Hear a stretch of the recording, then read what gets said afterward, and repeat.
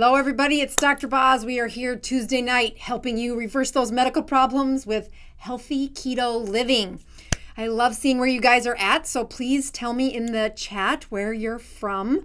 And of course, my live sound check. It's nice to know you can hear and see me. I am going to pick up where we left off last week with a case study because we're going to talk about the cholesterol topic that I haven't avoided. I just know that it's a topic that deserves time. And, well, frankly, most of the people on YouTube don't take time. It's this really short, quick video. And we're going to talk about this. We're going to unpack whether or not the cholesterol that you have in your body, is it the kind that causes the heart attack or not? And does statins deserve this bad of a rap? Let's talk about the truth there. I do want to revisit last week's case that I'm going to give a brief intro on this slide, and then we're going to do some of our other traditions here. As I go to this one here. So last week we had this awesome case. We had lots of you tune in for this, and I want you to hear a few things that I did not share last week. As you look, I'm going to show you this panel was done October of 22, and this one is November. Or maybe it was November's. Anyways, 30 days apart. No, it's right before he did keto and right in this past week, where his total cholesterol went from 215 before he did keto to 330 after he did keto. He had triglycerides of only 45 before he started keto, and now his triglycerides are up to 128. His good cholesterol started out at 93, and now it's 66. Again, wrong direction if you're looking at tradition. His VLDL was a puny little 9, good number. Now it's up to 23, and his bad cholesterol was 113, and now is 241. There's several other labs in there, but the point of showing you Joel's numbers from last week is to give you a hint of one thing that I tried to come across last week, sharing this with you. I'm not sure how good of a job I landed on it, but I'm going to drive that point home today. And that is, Joel is a typical person on the keto diet, finding lots of people talking about it. And he dove in so fast, so quick, that his body has not adjusted. And the one thing he could have done would have been to, instead of clicking around YouTube for hours and hours, which he did, he tried to educate himself really quickly. But there was a smarter way to do this, and that is with the online course that I offer. And in the next week, you get it for free if you do this. Let me go to this one here. Yes, on my website, if you go to store, there also should be a pop-up. It's not going to happen on mine because I'm already here. But there's this thing called a Christmas bundle. And the Christmas bundle is in honor of people just like Joel who really want to do keto, but Joel kind of belongs in my clinic. He has had some medical problems that he's done his best. He's kind of biohacked his way through it. And then he went so quick into the keto diet that he did he's almost as good of an example to teach from as the person that I wrote that book about, called David, who really did everything backwards.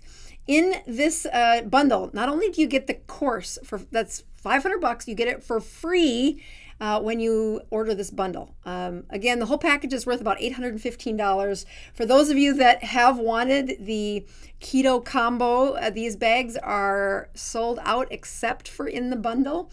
And this is also designed for you to gift it.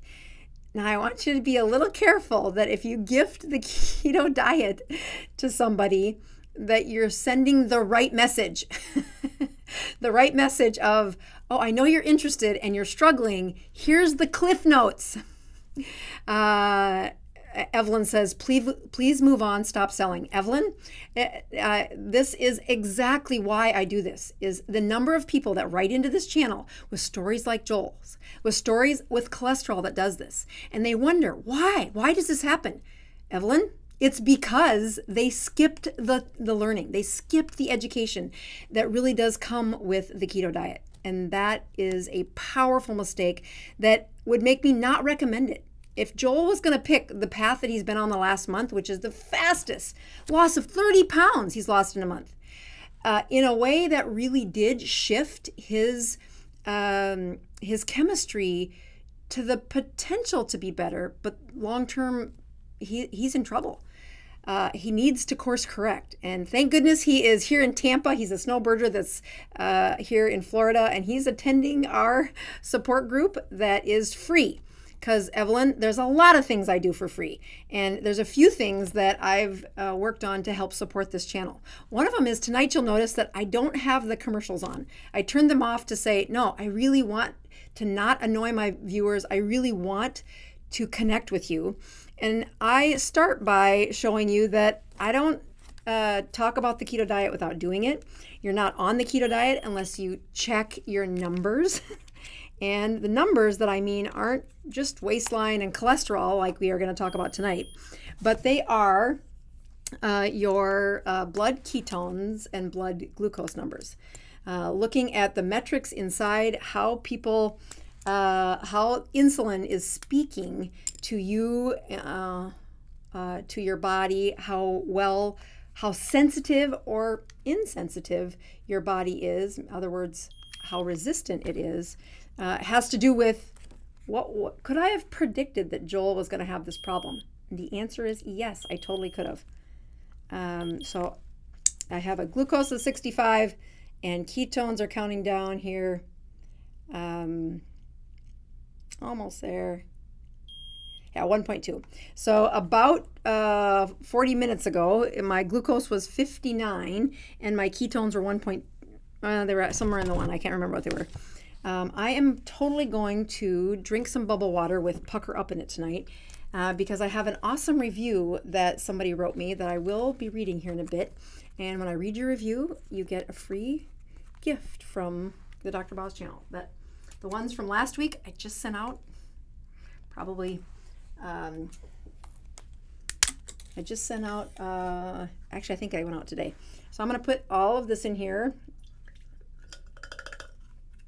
And the bubbles in here. And that's one of my favorite ways to drink this. Again, all Pucker Up is liquid ketones. It is very sour. My husband and I have this ongoing bet that the reviews for taste are going to be not something I should show off. But I am showing off. Let me go to this over here. On my channel, under the Dr. Boz Pucker Up, I have a great review by, I think it was Teresa's I was supposed to read. Let me double check on that. Yes, Teresa Stockram. So on December 9th, she writes in a really great review. She says, I received my Pucker Up. Can you see it? I can make it a little bigger. I received my Pucker Up yesterday and could not wait to try it. I have to tell you, it tastes fabulous. Haha. I'm only snickering because my husband said nobody would ever say that. I was a bit nervous, but I really have got to say it tasted so good. Dr. Boz, your husband, is going to have to take back what he said about no one liking it. She checked her glucose ketones before she drank it. Her glucose was 72. Her ketones were 3.2. 20 hours into her fast, and she was doing some work outside. She came back in about an hour later. Her glucose was 63, and her ketones were 4.7. That is a boost. She did also say how she has stocked up on Keto Combo because after December 30th, I am kicked out of the club. I can no longer sell that. So if you want it, it is through that bundle now. Because we only have a few left and we are trying to get rid of it. If we run out of the bundle, we will substitute in the bundle some other products that we think are great, and totally want to give you what I think is the package for the best way to begin. That starts with the education. That starts with the fastest way. Instead of clicking through my lives, which are long and I talk probably too much, the fastest, simplest way that Joel could have totally avoided what he's doing to his system, which as a physician, I would say Stop that. I continue to tell him, stop that, stop that, stop that. And we're going to talk more about what's really going on, some of with what his cholesterol is doing, because it went up. Yes, it went up. And if he had watched those videos, he'd know, do not check your cholesterol for the first several months of keto. I say 6 months, because most people, well, they do what Joel's doing. They screw it up. They don't listen. They don't read the book first. They read the book after they've screwed it up, after they started, after they say, why don't I feel as good as the next guy? I'm like, slow it down. You've got some issues. And this is where the world of healthcare is not a capture in a flash how to do this, but there is some complex understanding of what is happening in the ketogenic diet.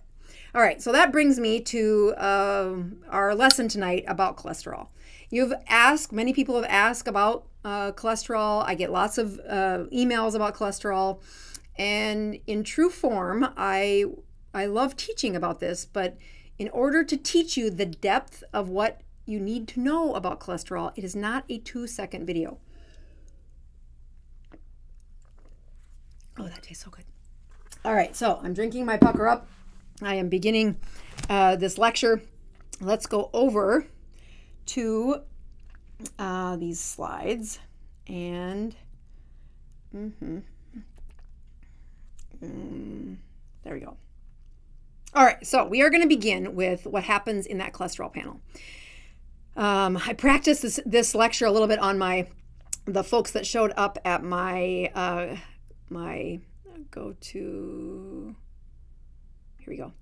the folks that showed up to my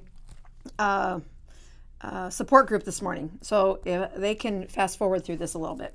But I first want to start by saying, when somebody says, Doc, I'm going to go check my cholesterol, or I went to the doctor today and I checked my cholesterol. They drew my blood and they checked my cholesterol.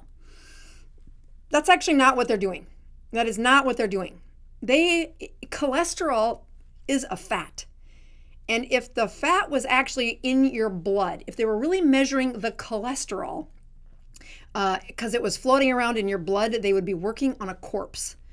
Blood is an aqueous solution. It's water-based. If you put fat into that blood, it will cause a blood clot. If you look at the most deadly version of that, of having a fat in your blood, it's when somebody breaks their femur and the bone marrow, which is fat, slips into that circulation. And as soon as that fat touches their blood, a cascade of clotting starts to happen throughout the body. And even though that exact fat never reaches the heart, the signal to clot the blood spreads like wildfire, and they often die. So cholesterol is the shortened term that we use. We use silly things like good cholesterol and bad cholesterol, and we're going to try to put a stop to that tonight a little bit. It's a hard thing to break. The things that I like to show you is what we're really measuring are the particles in your blood that carry cholesterol. And cholesterol, it's super important. We've talked about this several times. It is absolutely one of every cell synthesizes cholesterol. Every cell uses cholesterol. If you really wanted to measure cholesterol, you would measure a whole bunch of cells. Gosh, make them brain cells, fatty cells. That's where cholesterol really lives. These particles that carry cholesterol from the place we consume, which was your gut and then your liver, they're called lipoproteins. And the thing I want you to look at first is look around the outside of this lipoprotein. This one's a chylomicron. That's the biggest one, comes right out of your liver.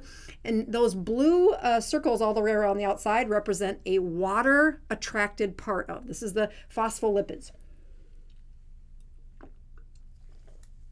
And by golly, are those phospholipids important in protecting? They love water, and so the water soluble part is on the outside, the fatty part is on the inside, and as they float around the body, they link up to other areas that want this nutrients, and they give it away. We're going to cover this what happens after it gives a bunch of it away is it changes sizes, and we change the name. Now we call it a VLDL. But you can see that it's a lot smaller. Now, what I was trying to show you on that last slide of this slide is look at how much tinier it is. Several other things change within that that carrying particle, that little ball of goodies floating around your blood. This actually does float around your blood. When I go to check your cholesterol, I'm checking this lipoprotein. ILDL is part of that. And the ILDL is just the last version with less of the triglycerides in it. And then finally, it gets to our bad boy, our LDL. But LDLs do not come in one shape and size. LDLs have different ranges of how fluffy or how dense are they. I just do want to say hello to Nurse Cindy. I have everybody saying hello to her on the channel. Always nice to see you. But when I am sure Nurse Cindy has, in her experience, tried to explain this to patients. I don't think you can do it without a nice little diagram. So what we're going to talk about is, did you know that this fluffy, beautiful cholesterol, these are both LDL cholesterol. They're both known as the bad cholesterol. But what we should be saying is they're both lipoproteins. They're the smallest, the lowest density of lipoproteins. And I'm going to explain exactly how important those are and what is the difference between the fluffy LDL and that bullet-shaped LDL. All right, so this is a beautiful liver. I hope all of you have a liver that looks just like this. And when you eat a bunch of fat, let's say you're Joel, and you eat a bunch of fat and you don't hardly have any carbs, and because he does, oh my goodness, is he following the rules? He's following them so perfectly. I need to say, are you a human? You are definitely following the rules perfectly. But what comes out of Joel's liver is a big molecule called this chylomicron. I also want you to take a tiny little notice that number right there is a 48. This is ApoB 48. The most important word in that, though, is ApoB. And these are chylomicrons. These are beautiful, big, fluffy balls of goodies. And when you give the goodies away, I don't know if you can see it in this slide, but it delivers out the triglycerides coming out of that little spherical carrying unit, that lipoprotein. And here's your LDLs. This now becomes, that was your VLDL, excuse me. And if you remember, Joel's VLDLs, he had 9 before the ketogenic diet. Then he had 23 of them a month into the ketogenic diet. These are his IDLs. That wasn't on his report, and that's often left off of the report. It's okay. Because his LDL, his bad cholesterol, was 113 before the ketogenic diet, and a month into it, it's 241. Like, off the charts. Holy smokes, he's gonna die. He's not gonna die.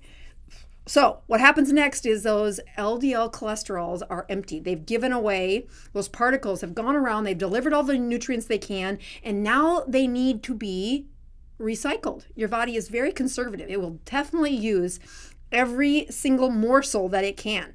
So as those LDLs have kind of really gotten rid of everything they needed to, as long as they can get back into the liver, and in a healthy liver, there is no restriction. They can get right back in. You now have them recycled, and what comes out the other side is more of these big, fluffy, filled chylomicrons. Okay, so here is the problem. So I want you to notice what happened to that liver. This liver is not pristine. This liver looks a little gnarly. It has been soaked and bathed in insulin.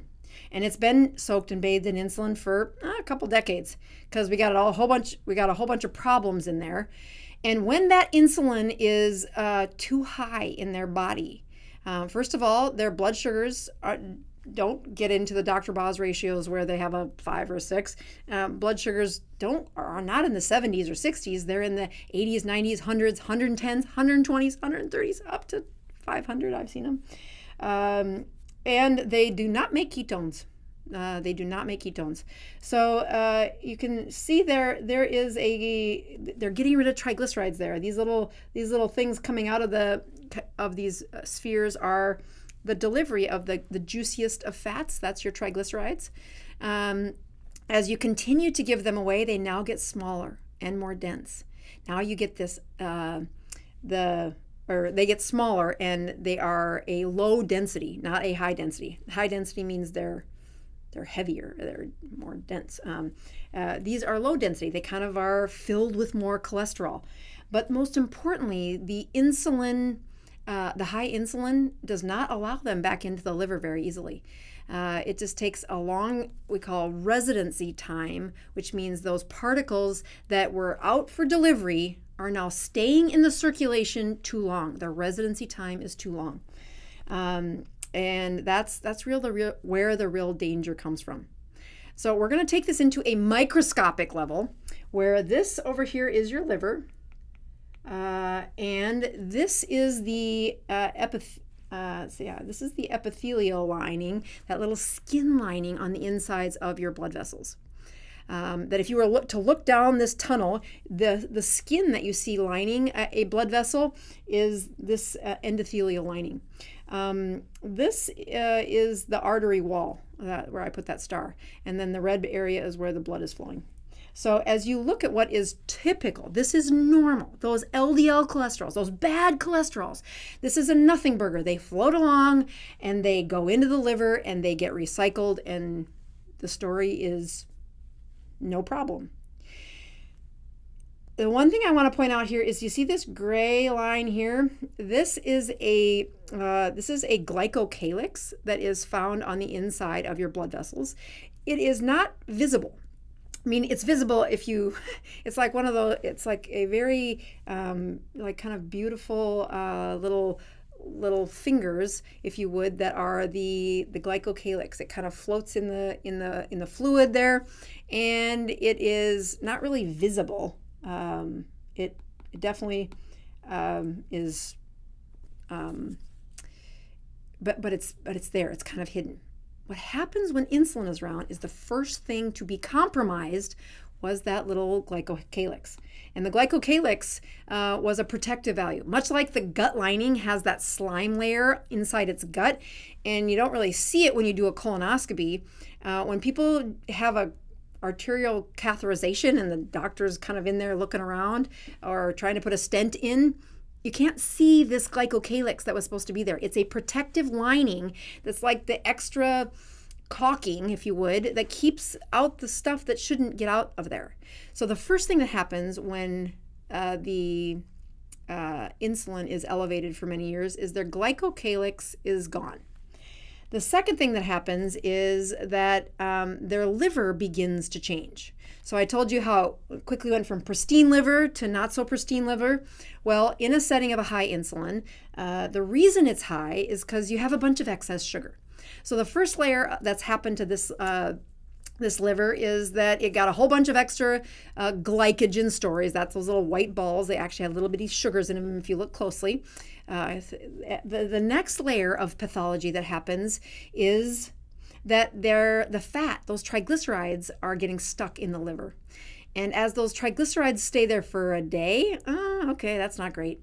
But if you've had high insulin for as long as Joel has, that high insulin now has done some nasty things to the liver. It's got it filled with the storage bin is high. And because of that, it now gets hard or cirrhotic. So you've now got this liver that is jam-packed, filled with a whole bunch of fuel, the kind of fuel that you want to have in your circulation for cells that are hungry. But you have it stuck in storage because actually the circulation is filled with things that's not being used correctly. So let's go back over here, and now you'll notice over here this liver, that liver is the gnarly liver. So the kind that, is not what you want. This is high insulin, and here comes that LDL cholesterol again. It's in the blood, it's in circulation, and yes, some of those at first do get in. But look what happened to that one cholesterol. It got outside the circulation. Where did it go? It went to a place it's not supposed to go. It went to your arterial wall.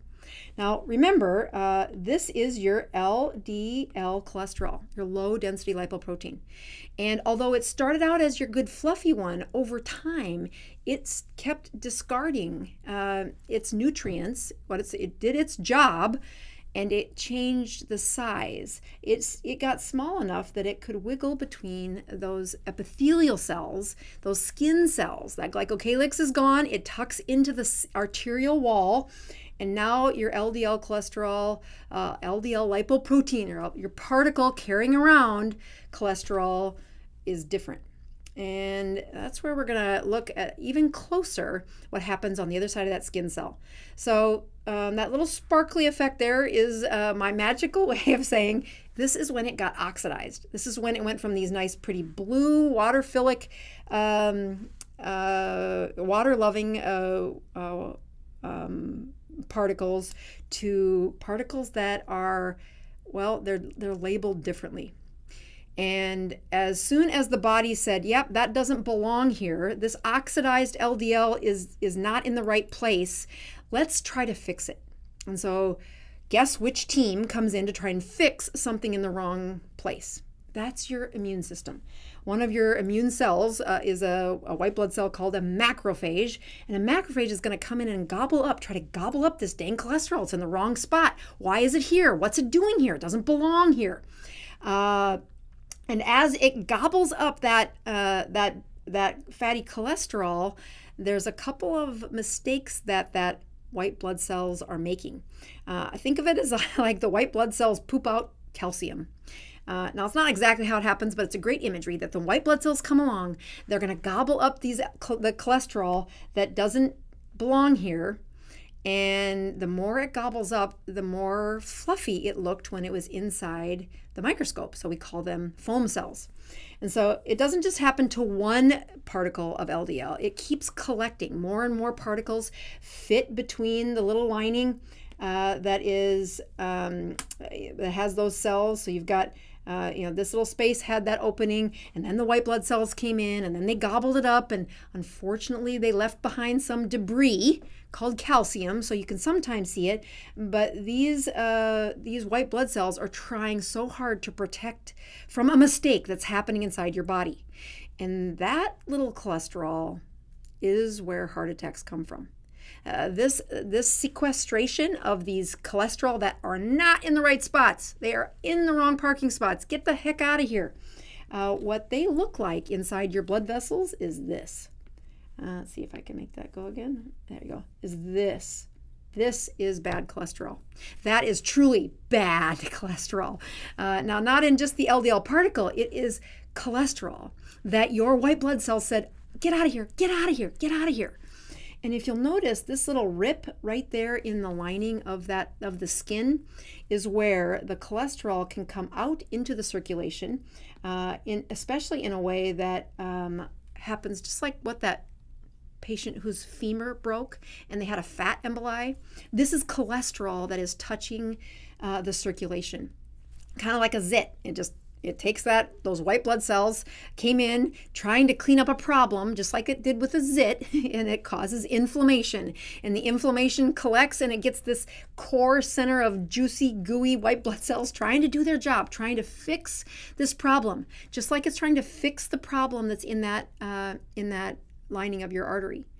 And when it gets in under high pressure, or when it gets in a time of turbulence, or when the blood pressure got a little higher, or when the lining of the inside of your blood vessel got too thin, it popped. It popped, yes. And that's where the fat now touches the cholesterol, and that's really where we have a problem. Yeah. So in this image here, let's see, I might want to switch this to a different scene. Let's see if I can make this happen without anything going wrong. Yeah, let's take my head and get it smaller and go up here. All right, so here are these two cholesterols. So they're both bad cholesterols. One is your fluffy LDL cholesterol. The other one is a bullet LDL cholesterol. But in the world of cholesterols, they're both called bad cholesterol. That's the terrible name for it. They're actually low, they're lipoproteins. One has a purplish color, and one has a bluish color. But what's most important is that when you look at the impact that these cholesterols have, this fluffy one right here is not associated with heart attacks. This bullet one does have the risk of heart attacks. This one, when you have increased saturated fat, like what Joel just did, it shoots up. It goes up for sure. It's now in circulation. It's now got a new level of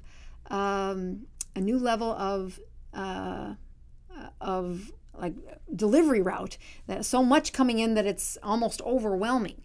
When you look at how to make these bullet LDLs, you see those rise. These bad boys get high with high insulin, or in a place where when you're eating a high amount of processed carbs.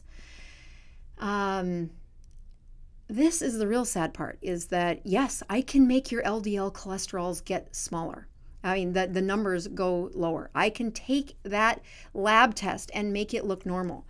But my statins really are working at the drugs that are in, or at the lipoproteins that are in circulation. And when you look at the bullet LDLs, these small density LDLs, they are not improved by statins. And therein lies the problem. How in the world do we tell the difference between a fluffy LDL versus a bullet LDL? Several weeks ago, you saw me do my labs, and I went through all my labs and talked about ferritin and how important it was, and uric acid, and what else did I check? I checked A1C, I checked a whole bunch of labs. And I got to cholesterol, and I said, we're going to do this a different time. And then I accidentally flashed up one of them that I did not want to have on my slides that day. You can go back and look at that, but it's because I wanted to have this discussion to say, well, if I was just looking at my labs and knew nothing about the diet I was on, my cholesterol looks high. It looks like I should have a problem. My bad cholesterol even looked high. But you'd be missing the discussion about, well, I've been on keto for a while. I've made the mistakes that Joel has made. I've seen patients make the mistakes Joel's making, but I'm not doing that right now. I am in steady mode, pretty stable. I screw it up sometimes, but for the most part, I got a plan. So let's take a closer look at what exactly I wanted you to get out of this discussion. Let's see if I can do it. I think it looks easier. These are really nice slides. So let's just see if I can do it this way. I might need to have my head down here. Okay, so first things I want to point out is when I was showing you the differences between all of these particle sizes, this chylomicron, see how big it is? It's like 1,000 nanometers. And these little bad boys are the particles that we're actually, that's where the importance comes. So yes, chylomicron is 100 to 1,000 nanometers. When you look at the size of your VLDLs, remember Joel's did go up. VLDLs are on everybody's lab panel. If you got a cholesterol panel, it's there. And 50 nanometers is how big these are. So it's much smaller. The part that I want you to notice is this yellow part is actually the cholesterol. And if you reverse in the slides and go look, that was the cholesterol also in that chylomicron. These are the triglycerides, these little reds with 3 lines, representing a little bit of glucose and then 3 strings of fat. This is the juicy stuff. Now, there are other things inside these particles circling around delivering the fat, but when you're giving away the triglycerides as fast as you are, notice that the density or the amount, the concentration of this cholesterol, these yellow ones, these ones, is getting higher when they get smaller. We're giving away triglycerides, so those little, the concentration of, or the ratio between cholesterol and triglycerides is getting more closer to 1 to 1. Like an IDL, you can say, oh, look at that. We got about as many triglycerides as we do have the cholesterol components. And that's not an accident. That's what that looks like. But here is your bad cholesterol. Here's your LDL cholesterol. Notice that the size of this is between 18 and 28 nanometers. In fact, the key number to look at when we're going to try to decide, do you have a good bad cholesterol or a bad cholesterol? And the answer lies within, well, let's start with what's the size of that cholesterol. So a fluffy bad LDL particle is at least 21 nanometers or bigger. If you get closer to 18, and again, this is 3 nanometers smaller, that 18 nanometer is where it now can fit between those epithelial cells. And as you look at how that changes over time, you'll see that not only does the size change, but there are several other components that end up on that cholesterol, on that carrying unit for cholesterol, that particle. So the first thing that I want you to look at is when you look at the chylomicron, and this is your VLDL, IDL, and LDL, okay? The one thing, hold on here. The one thing that all of these have in common is they have, I didn't circle that. They have an ApoB. They have an ApoB. Okay, that's very important. We're going to talk about that in just a minute. That when you look at the amount of time, the residency time that your LDL cholesterols spend in circulation, these two have the same amount of actual cholesterol. Those yellow things, same number in both of them. This one has this fluffy one has a few less of those triglycerides, those red squares.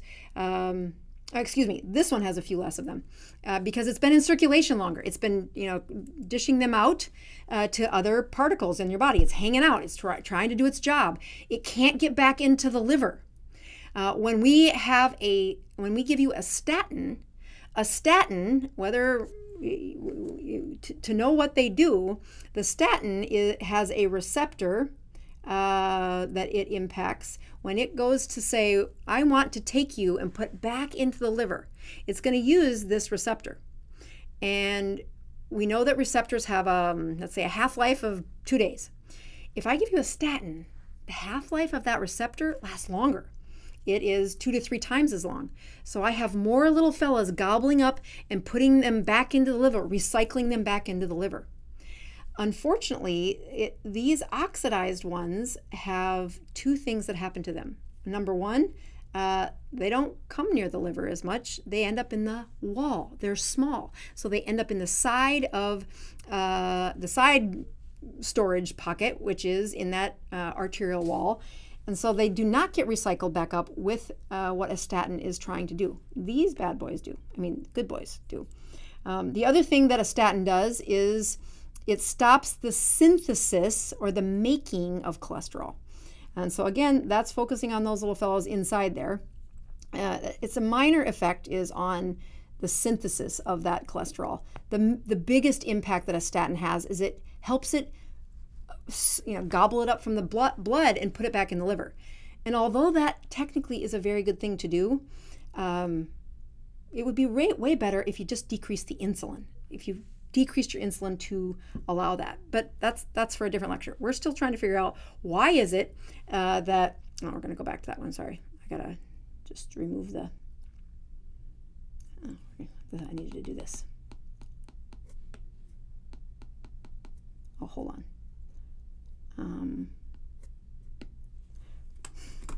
There, that's what I wanted to do. I wanted to clear it.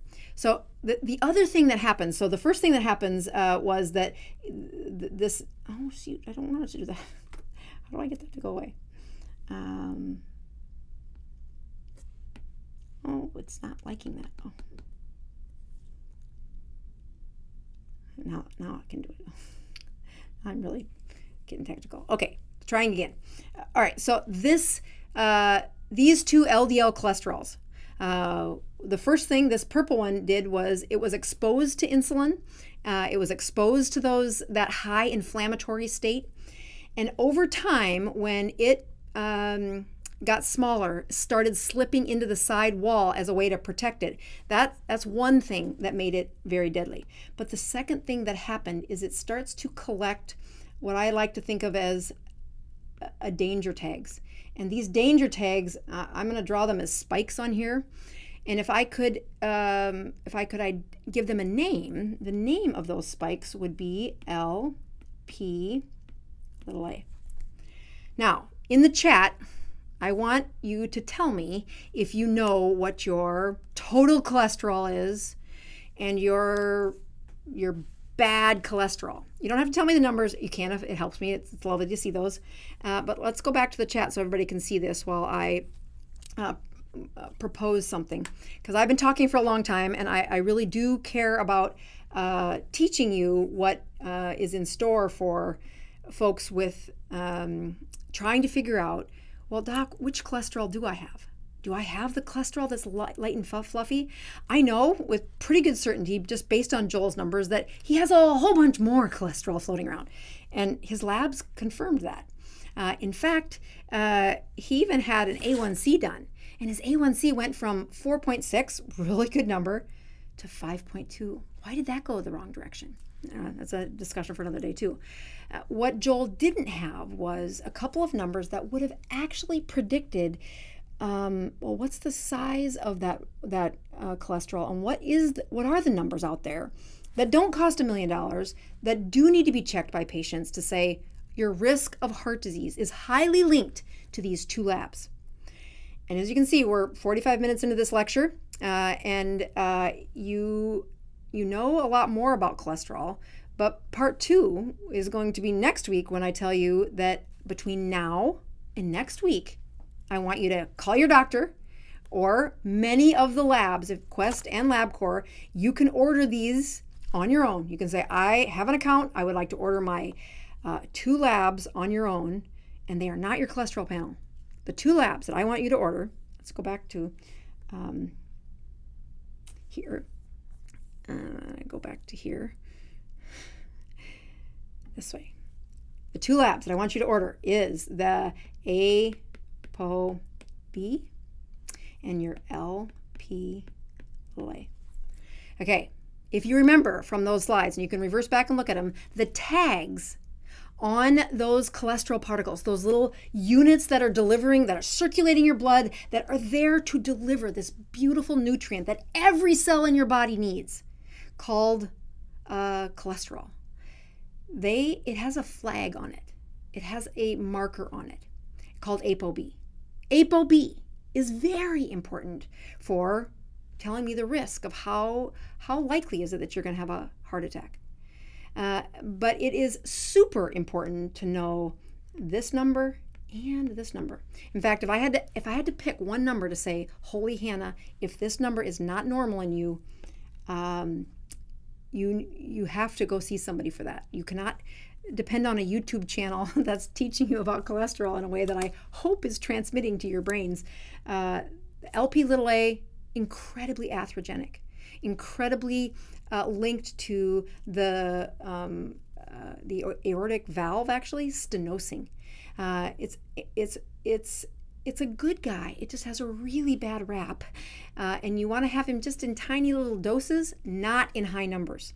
And as your lipoproteins got smaller and smaller, and then they waited in line to get recycled into your liver, they not only got oxidized, they then had this nasty little tag put on it, LP(a). And if you have a high number of LP(a), that's what we're going to learn about next week. Okay, provided I get all the labs, the slides done. Those slides took us a long time. You need to say thank you to Jack for all the hard work he put into that. We are going to go over to your questions because you've been writing in some good ones here. I have the folks, my magical elves, Angela and Michelle in the background, helping me pick the questions that match for tonight's video. I do want to say a couple of announcements that I did. I am speaking at Low Carb USA. It is early in January. There is an addiction component to this, which I actually didn't know about when he first asked me to speak. And so that's happening on Thursday. I will be there for that. And I've just been asked to speak, give two lectures while I'm there. So the first lecture is on my updated version of why your average blood sugar matters most. I've put some really good evidence-based slides in there about what happens to that. But the second one is a lecture on addiction and what that has to do with the ketogenic diet. So I'm super excited to be part of that. If you cannot make it, it's one of the kind of conferences that I would highly recommend that you support by giving them buying the online version of it. It's obviously cheaper, but they're a really good organization that puts out great content. And for the medical providers out there really trying to learn this kind of stuff, this kind of level of education, there's not a lot of them that give continuing medical education points, and this organization does. Now, it's a lot more work for us to do the paperwork, but it's definitely the kind of commitment you want from your speakers. So here's my shout out. Somebody actually just asked, will Medicare pay for ApoB? It's $12. Just order it. Don't, yes, Medicare will cover it, but you got to go to your doctor, then you got to talk them into it, and it's $12. It's cheap. Just order it. Okay, let me go to your questions here. The other news that I reached out to KetoCon today to ask if they have openings in their speaker profile. And I was afraid that wrestling season was going to get in the way of it, but it totally doesn't. So I'm signing up for speaking at KetoCon too. So, Dr. Boz, we would love to hear your thoughts on how vitamin D3 plus K2 affects the arterial plaques. Yeah, again, the key components here are that vitamin D, there are not very many supplemental vitamins that I recommend. I think a really good diet does do a pretty good job, with the exception of K2D3 and iron, but I do iron in the form of liver. The reason why I really support looking at vitamin D is you can measure it. When you're on an intervention for your health and you do not have a way to measure the metrics of what you're doing, that's where I get confused, the patient gets confused. They say, Doc, I've done everything. I'm doing everything. And I'm like, let's look again. I've seen a few of you measuring and measure it. You don't need to tell me. You need to tell you.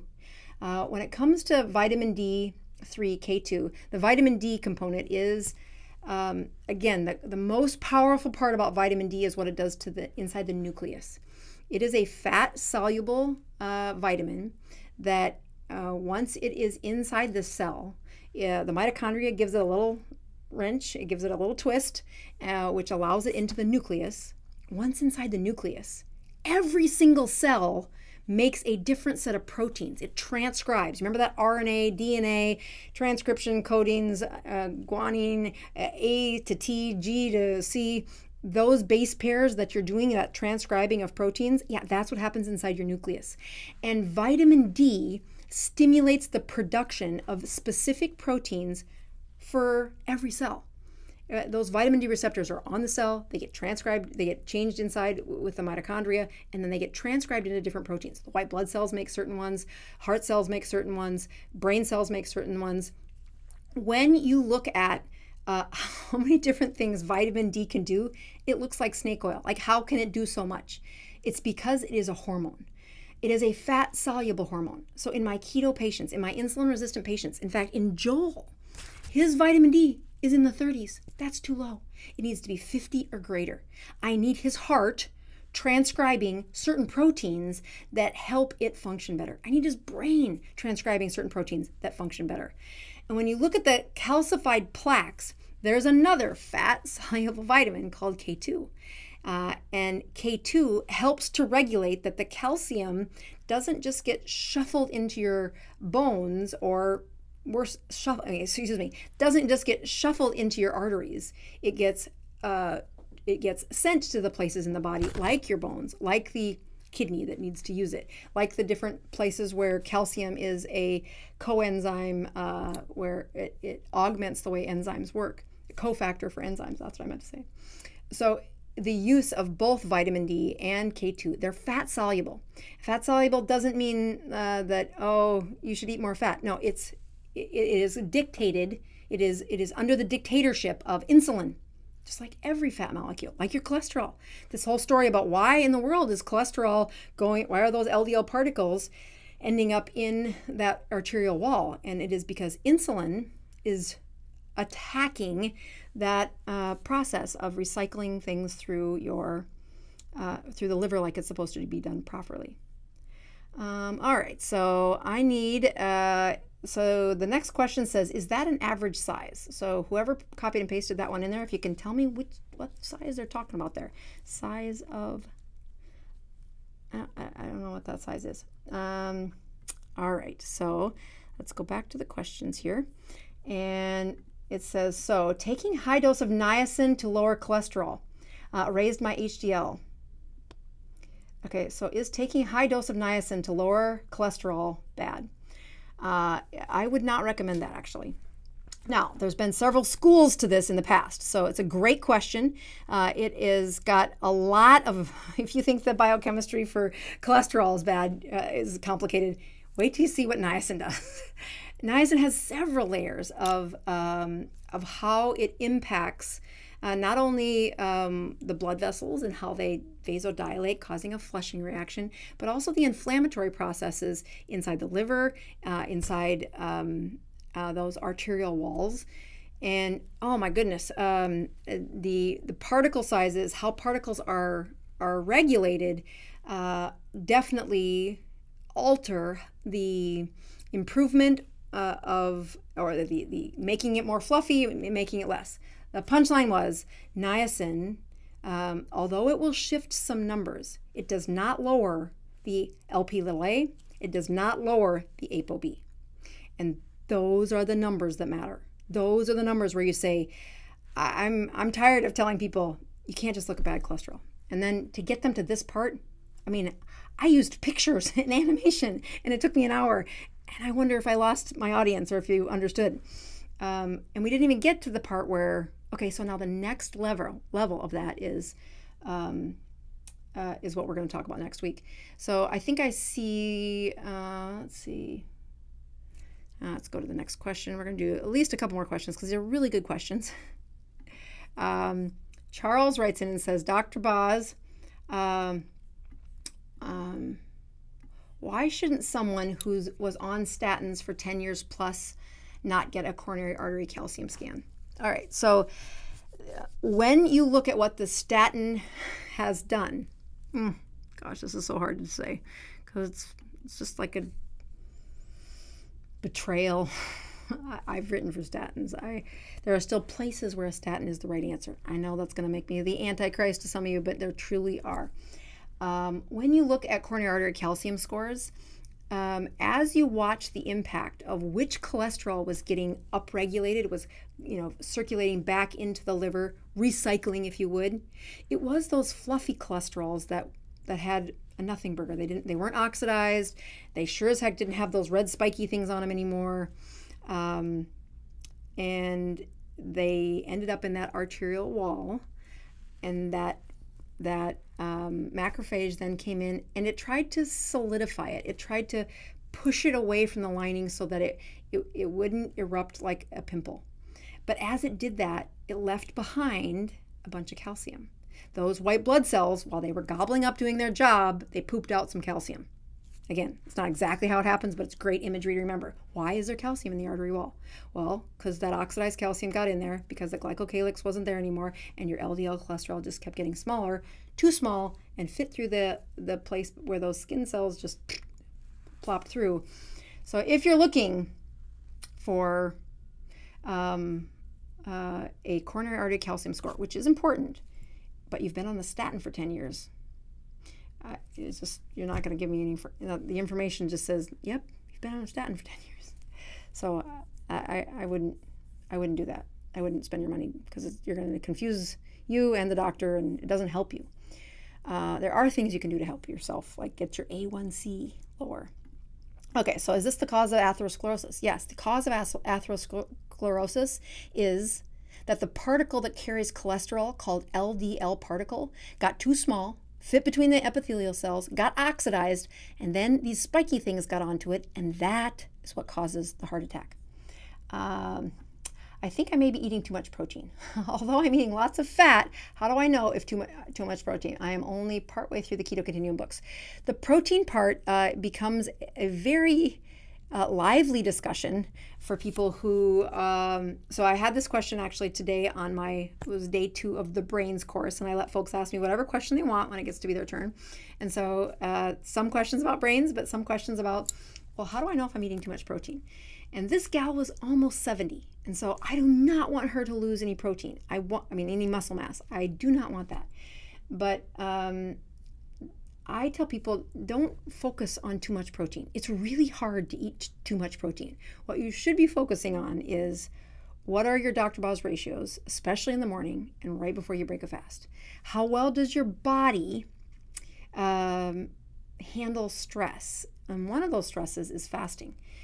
We had lots of discussions today about when people break their fast and how they get diarrhea. And that, is not nothing. It's actually a sign that stress caused you to have a reaction that you shouldn't have had. It should not have caused you to have. Everybody has a little loose stools when they break their fast, but the diarrhea for 2 days and this feeling awful after a fast, that says whatever stress you just did was too much.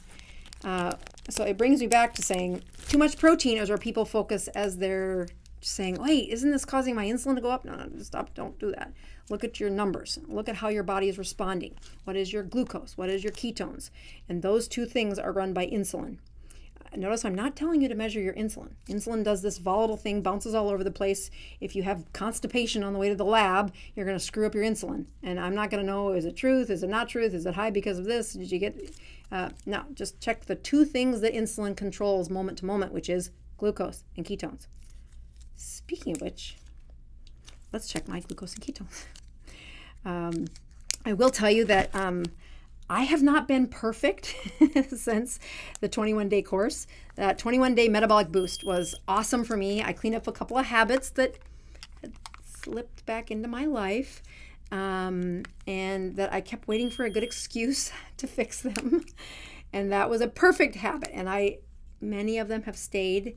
Some of the habits have stayed away, but other habits have not stayed away. I've had to see them sneak back in. In fact, the last 72-hour fast I did was totally during that 21-day boost. So I cannot wait to do it again in February, because I'll clean up a couple of those habits that have snuck back in, but I will also work on a couple other things that I kept telling myself, I need a good excuse to focus on that. So yeah, ketones 1.6, glucose 57. And again, that is, that's pretty good for me. I'm pretty hyped up on this topic, so I'm probably burning some pretty good fuel too. Again, I don't check my numbers because I think it's like nothing. I check my numbers because I need accountability too. I know that folks are going to be watching how did I do on my fast. I started on Sunday. I started a little later than I should have, and then I was definitely crabby last night. I went to bed because I was trying not to be mean to the whole world because I wanted food. And today was pretty good. I had a couple of slumps in my energy, and I really wanted to eat. But I kept thinking about what I'm going to do on my drive home. And so somebody asked me, when do I break my fast? And in a perfect world, I wouldn't break them until tomorrow. But I have had this habit, which is I have these crumbs from Carnivore Crisps, and the only 2 things in this are meat and salt. And if I was looking for a stocking stuffer, you can buy a whole bunch of these crumbs. It's like the best antidote for my fast. It's a portion controlled. I like them. I even add a little extra salt. But I show you that to say, yeah, I get to this part and I'm done fasting and I want to eat.